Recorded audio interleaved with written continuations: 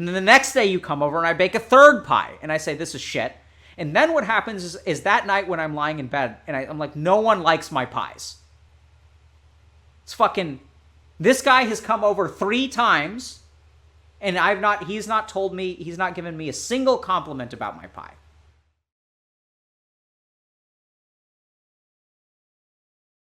So I think you made a couple of mistakes here. The first is that you didn't share your feelings with her. And why didn't you do that? Because I didn't think I was good enough. Yeah. You see that? But the thing is, like, I know you believe you're not good enough, and I think that's a fair belief, but there's a chance you're wrong, right? Like, how do you know? It's like you're making a judgment for her about whether you're good enough. Like, you're not actually letting her choose whether you're good enough. You're deciding for her. It's kind of like if you come over and I'm baking a pie, and then, like, you're at my house and I, like, pull the pie out of the oven, and then I look at the pie and I'm about to offer you a piece of pie, but I'm like, oh, this pie is shit. Like, you may like the pie may be good, but I'm going to make that choice for you. I'm going to say this pie is shit, and I just throw it in the trash and I don't even offer you a piece. Because I don't have confidence. Like, I just started baking pies a couple of days ago. I follow recipes. They're not very good. Does that make sense? How do I get confidence? Beautiful. Right, so the first thing to understand is that incel, like, what I'm hearing from you is not that, like, you don't need to be a black guy. Like, because the problem isn't that you're not a black guy. The problem is that, like, you fundamentally don't believe that you don't even give her a chance, man. And so the funny thing is that becomes a self-fulfilling prophecy. You meet girl after girl after girl, and you don't give him a chance, and you don't give him a chance, and you don't give him a chance, and then you wind up alone. And then you start to hate them as a class. But this is like I bake a pie, you come over, and I'm like, this pie is shit. And then I throw it away. And then the next day you come over, and I'm baking another pie. I pull it out of the oven, and I'm like, this pie is shit. And then I throw it away. And then the next day you come over, and I bake a third pie. And I say, this is shit. And then what happens is that night when I'm lying in bed, and I'm like, no one likes my pies. It's fucking...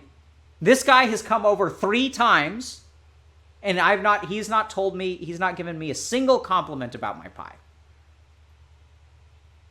Does that analogy fit or not? Yeah, but what do you do when she doesn't want your shit pie? Exactly. Like Hayden, like, what do I do? Like, you don't want my shit pie, right? Yeah. Like, you don't want my shit pie, so I'm not going to offer you a piece because I know you don't want it. So I'm going to throw it away, and you're going to come over the next day. I'm going to pull another one out of the oven, and I'm going to throw that one away. Like, exactly, what do I do, Hayden? Because you don't want my shit pie. I don't know. Just, How can I get you to like my pie?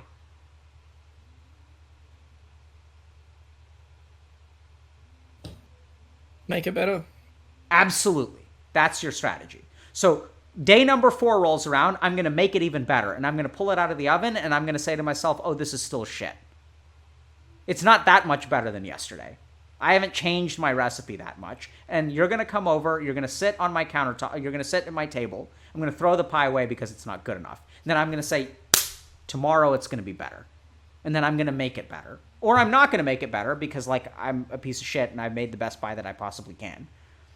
And then I'm going to still tear my hair out because you don't like my pie.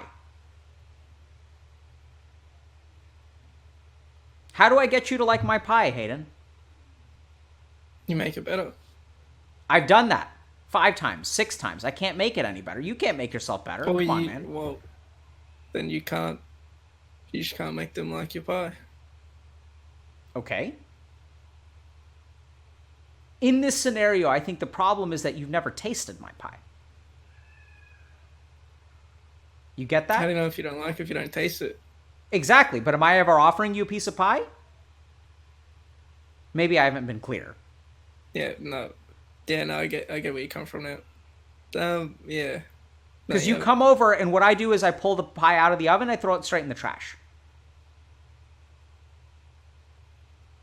And then I say, okay, Hayden, I'll see you tomorrow. And then you come over the next day because I want the pie to be perfect. I want it to be perfect before I'm even going to give you a taste. And then I get upset because you don't like my pie, but I've never given you any pie to try. What do you think about that? I mean, I just think, what if you make a really good pie and you give it to them and they don't like it? What if?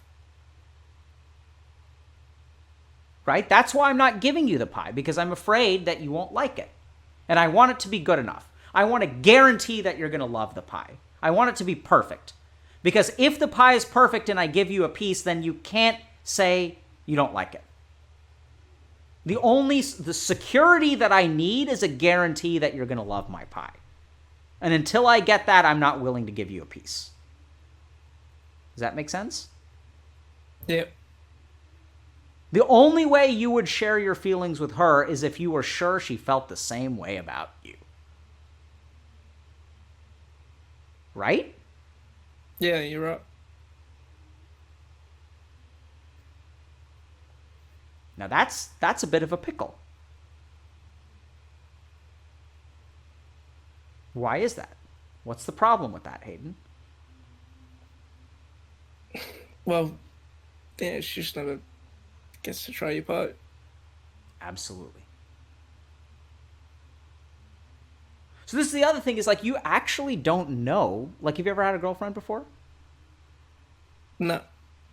So, like, are you a good boyfriend? I have no idea. Is that how you feel?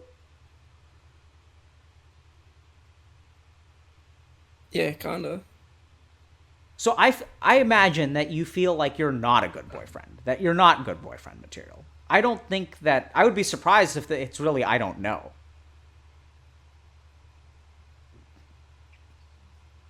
Yeah. Yeah. I think it's reasonable to say I don't know because you have no experience. Yeah, I've no experience. I have nothing to base it off. Right. Yeah, So right. you could be good or it could be bad. Yeah, pretty much. Right? Are you going to be great at it? What do you think? I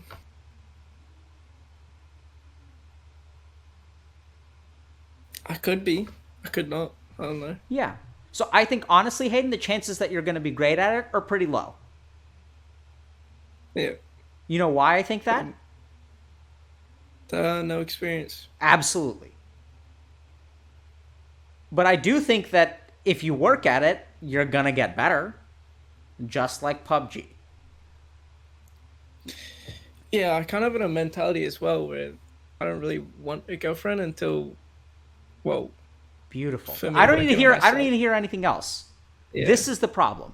I don't want a girlfriend until. Yeah.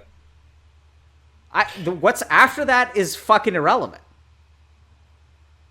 You see that? The problem is the word until. I don't want you to taste the pie until Yeah. XYZ. Yeah, it makes sense. So I don't want a girlfriend until ...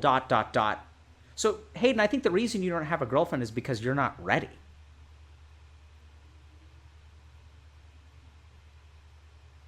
I'm not ready to let you try my pie. You see that? It's not like women as a race are not discriminating against you because you're black, although that's a comforting theory, because then it absolves you of responsibility. You can just hate them in the corner of your home and like, the world is a terrible place because I'm not a black dude. And fuck those people, and fuck those people, and fuck those people. That's easy, man. It's a very, very comforting little world you've built for yourself. Right? It's a safe place because you don't have to put yourself out there. You don't have to get hurt. Because if you never tell her how you feel, she can't reject you. But she can. And she does. But, like, that's the thought that you have, right? Like, if you tell her how you feel, like, what happens if she doesn't like the pie? What happens if she says, I don't feel the same way about you? I don't know what happens after that. So I've never experienced that. Is that how you feel? You're sounding way too rational to me, my friend. I mean, that's how I feel, yeah. Well, that's good. Right? Because then, like, if that's genuinely, like, if you're genuinely like, I really don't know what happens after that. Because what I was hypothesizing is, like, the world comes tumbling down around you. Like, everything falls apart. And now I'm projecting, because, like, I remember when I liked a girl, there was a girl that I was, like, really, really into my freshman year. And we were friends. And I never told her how I felt, because I was fucking terrified. Yeah, I think if I would open up, it would just be like, and she says no, it would just be like correct, like saying that I'm correct about my insecurities. Absolutely. So, yeah. Very good. Right? So you have a fear that you're unlovable or will never be able to find a girlfriend. And you will never risk that being true to you. And instead, what you're going to do is never test that hypothesis. And by not ever testing it, you're going to reinforce it with each girl that you meet. It's a hypothesis that's never put to the test, but becomes more and more fact. It's fucking weird. That's not how we handle hypotheses. What we do is we test them. But here's the problem with testing a hypothesis. When I have a hypothesis, I don't know that it's wrong. When I test a hypothesis, what happens? What do I put on the table? Answers. Absolutely. That's what you're avoiding, buddy. You see that? What you're terrified of is not women, it's answers. You're afraid of what it could show.